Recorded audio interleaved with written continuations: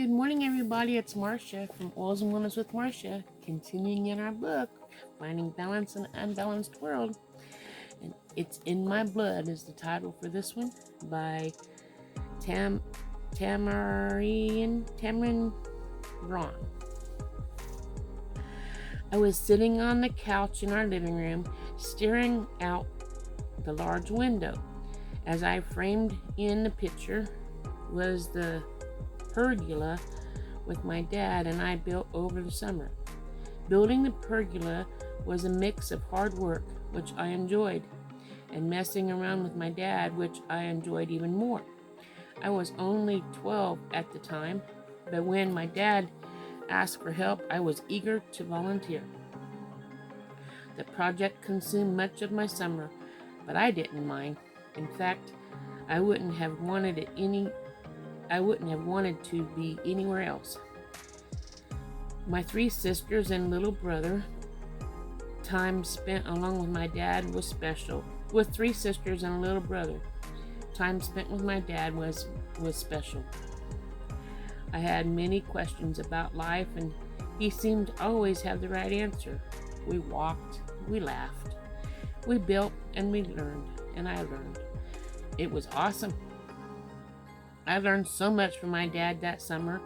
He was very hardworking, and with the help of my mom, they had built a pretty small life for 5 of us. Pretty sweet life for the 5 of us. It was one filled with love, travel, adventure, traditions, and crazy experiences. As I sat on the couch reflecting on our summer project, my mom and dad walked out of their bedroom towards the couch for our evening prayers. This was how we ended every evening and started our bedtime routine. This night seemed different.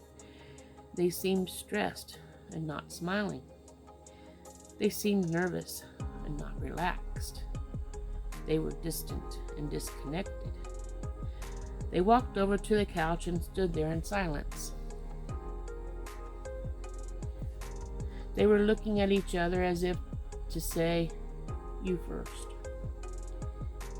Even at 12, I knew something was seriously wrong.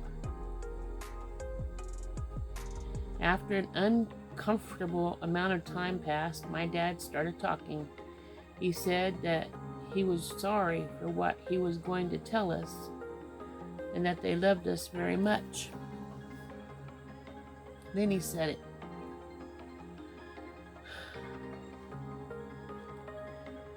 "Your mom and I are getting a divorce." We started laughing. This had to be a joke. We have the perfect family.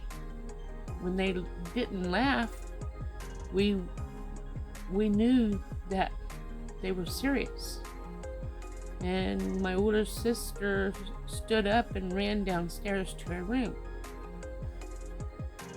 The rest of us just sat there stunned, crying, hugging us tightly.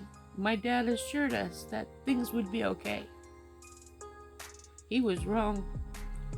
Life as I knew it changed in an instant. My dad moved into a tiny apartment a couple days later. Shortly after that, my siblings, Mom, and I had to leave the beautiful home Mom and Dad had built together. No more running around in our sport court, cuddled in blankets around the couch watching movies together, or hanging out under the pergola we built watching the sunset behind the mountains. Instead of packing bags for our family trip, we were packing plastic Target bags for an overnight stay at Dad's place. My mom was sad. My dad was sad. My siblings were sad. I was sad, angry, and scared. As weeks turned into months and months turned into years, things began to improve. We settled into the rhythm, we've settled into the rhythm of our new family dynamics.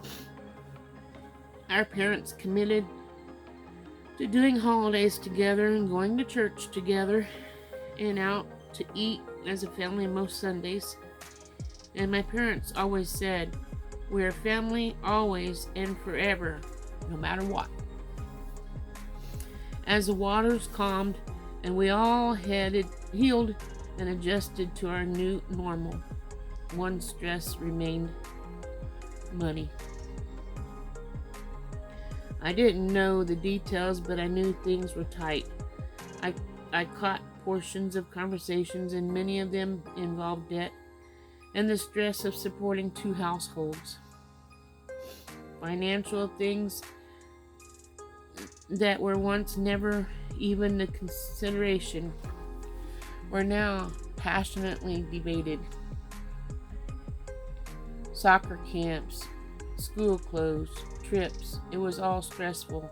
Even a simple coffee run. It seems overnight we were from carefree financial living to tiny budgets and depleted college funds. It was as if the stress around money was also in the air. Even when it was spoken, I could still feel it. Even when it wasn't spoken, I could still feel it. I was scared, but at the same time I felt oddly empowered. I realized I was going to be responsible for my own future.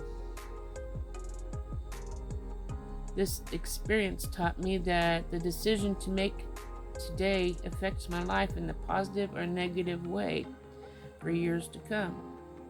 I was seeing this firsthand with my parents. This left a mark, and I made the commitment. A commitment to always be responsible with money. I graduated high school and started my bachelor's degree in accounting and finance. Realizing I was responsible for my own college tuition and expenses, I worked hard, picking up work tutoring kids and working retail at the mall. I received academic and soccer scholarships to cover some of my cash cost of tuitions. Life taught me that debt equals stress. I was committed to not borrowing money. Along with working part-time, I budgeted every penny.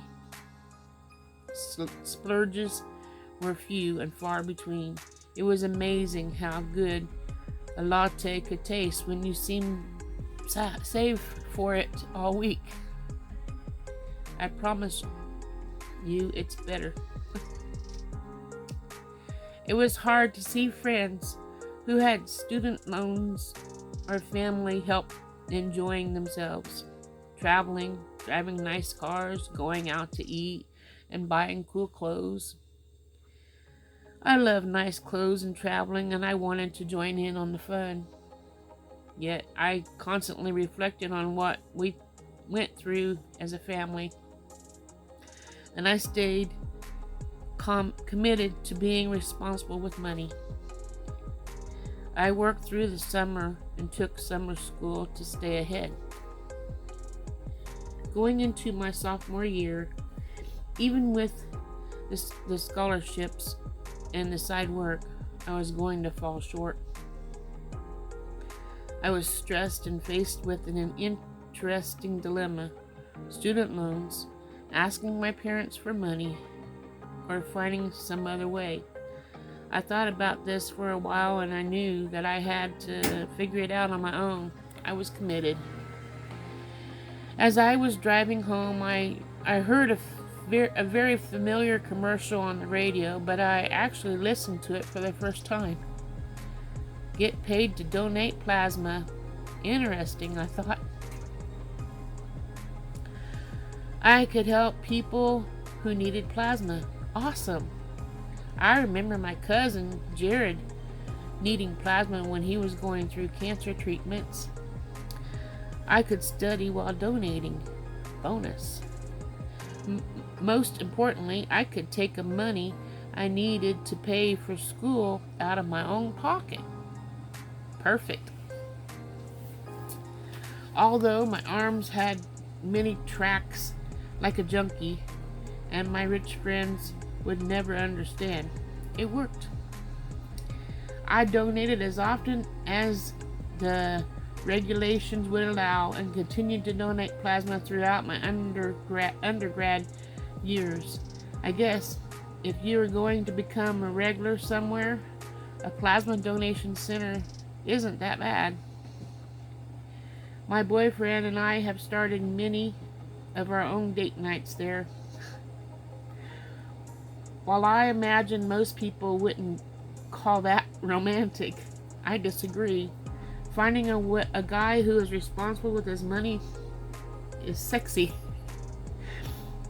As I've finished up college and get ready to head to Manhattan to get on the world, I'm lighter knowing I am not carrying with me the weight of debt, and empowered because I've figured out what to do about it on my own. I still remember the day my dad, the ULA seeker, dropped me off in front of 30 Rockefeller Center for my interview. I leaned down to give him a hug. Am I taller than him? Even when I'm not wearing 4-inch heels. I'm way taller than him, even when I'm not wearing 4-inch heels. He had tears in his eyes, and he watched me walk into the next chapter of my life.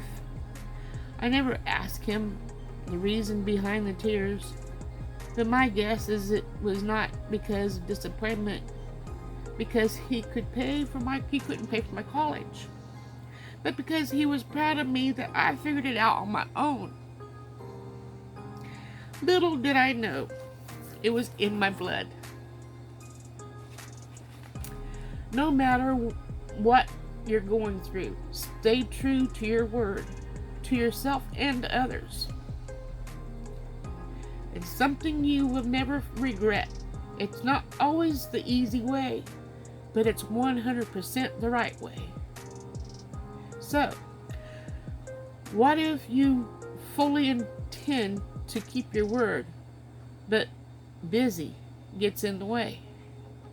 Well, what if you want to be all things to all people and help those you care about, but there aren't enough minutes in the day? And that's all I have for today. Tomorrow is Saturday. Okay, tomorrow I'll be reading Saying Yes by Sarah Robbins. I hope you enjoyed this today. It was very touching, and I too donated plasma to survive back in the 80s. And I have the marks on my arm here. I can show you if I can get it there. Someplace right there.